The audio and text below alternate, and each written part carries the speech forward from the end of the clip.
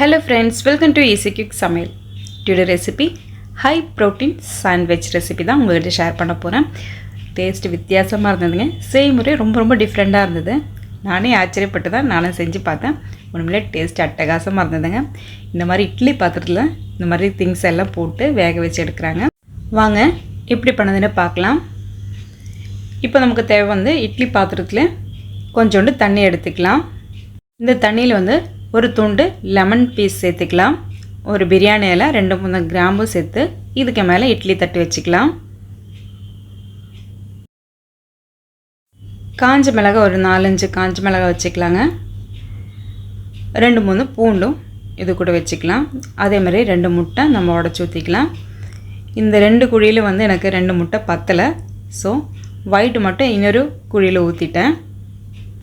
100 gram கிட்ட chicken எடுத்திருக்கேன். இப்போ சிக்கனுக்கு தேவையான உப்பும் அதே மாதிரி பெப்பர் தூளும் சேர்த்து வச்சு நல்லா வேக வச்சு எடுத்துக்கலாம்.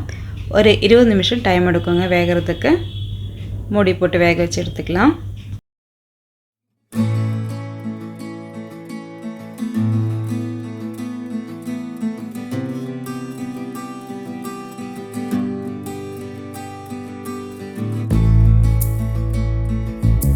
இருபது நிமிஷத்துக்கு அப்புறமா ஓப்பன் பண்ணி பார்த்தோன்னா சிக்கனும் நல்லா சூப்பராக வெந்திருக்கு.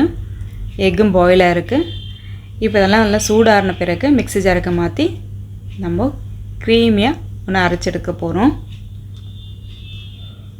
மிக்ஸி ஜாரில் காஞ்ச மிளகாய், பூண்டு, பாயில் பண்ணி வச்சா முட்டையும் சேர்த்துக்கலாம். இது கூட கொஞ்சம் சீஸ் சேர்த்துக்கலாங்க. 2 க்யூப் சைஸு சீஸ் சேர்த்துக்கோங்க. ஸ்லைஸாக இருந்தால் 2 ஸ்லைஸ் சேர்த்துக்கோங்க. கொஞ்சம் பெப்பரும் உப்பும் சேர்த்துக்கலாம். இப்போ ஒரு 1/4 கப் அளவுக்கு தயிரும் சேர்த்து ஒன்று நல்லா பேஸ்ட் மாதிரி அரைச்சி எடுத்துக்கலாங்க. ரொம்ப ஹெல்த்தியான ஒரு மயோனைஸ் ரெடி ஆகிடுச்சு.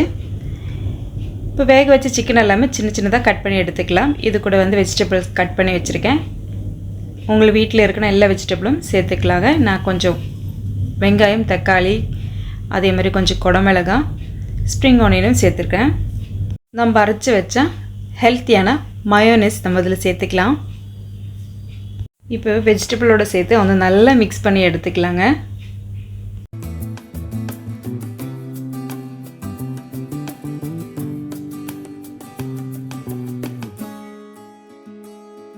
இப்போ நம்ம ரெடி பண்ணி வச்சுருக்கிற ஃபில்லிங் வந்து சப்பாத்தி ரோலை வச்சு சாப்பிட்றதும் சரி, சும்மா நார்மல் தோசை செஞ்சு அதில் ஸ்டஃபிங் பண்ணி சாப்பிட்றதுக்கும் சூப்பராக இருக்குங்க.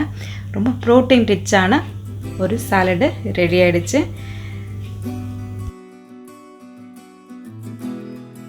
ப்ரோட்டீன் சாலட் வந்து நம்ம ப்ரெட்டில் வச்சுக்கலாங்க.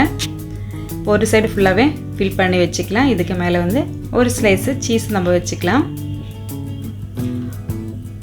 பசங்களுக்கெல்லாம் சரி, பெரியவங்களுக்கும் சரி, ரொம்ப ப்ரோட்டீன் ரிச்சான ஒரு சாண்ட்விச் ரெசிபி கண்டிப்பாக நீங்கள் ட்ரை பண்ணி பாருங்கள். இதுக்கு மேலே நம்ம ஒரு ஸ்லைஸு சீஸும் வச்சுக்கலாம். இதுக்கு மேலே இன்னொரு ப்ரெட்டு கூட வச்சு பட்டரில் டோஸ்ட் பண்ணி எடுத்துக்கலாங்க. இல்லைனா தவாவில் நம்ம பட்டரை அப்ளை பண்ணிவிட்டு நம்ம 2 பக்கம் சுட்டு எடுத்துக்கலாம். உங்களுக்கு நம்ம சேனல் பிடிச்சிருந்த லைக் அண்ட் கமெண்ட் பண்ணுங்கள். சப்ஸ்கிரைப் பண்ணி பாருங்கள். ஃப்ரெண்ட்ஸ் அண்ட் ஃபேமிலிக்கு ஷேர் பண்ணுங்கள். வீடியோ ஸ்கிப் பண்ணாமல் பாருங்கள். இப்போ 2 பக்கம் டோஸ்ட் பண்ணி எடுத்தாச்சு. ரொம்ப எம்மியான ப்ரோட்டீன் சாண்ட்விச் ரெடி ஆகிடுச்சுங்க. கட்டாயமாக வீட்டில் செஞ்சு பார்த்து என்ஜாய் பண்ணி சாப்பிடுங்க. தேங்க்ஸ் ஃபார் வாட்சிங்.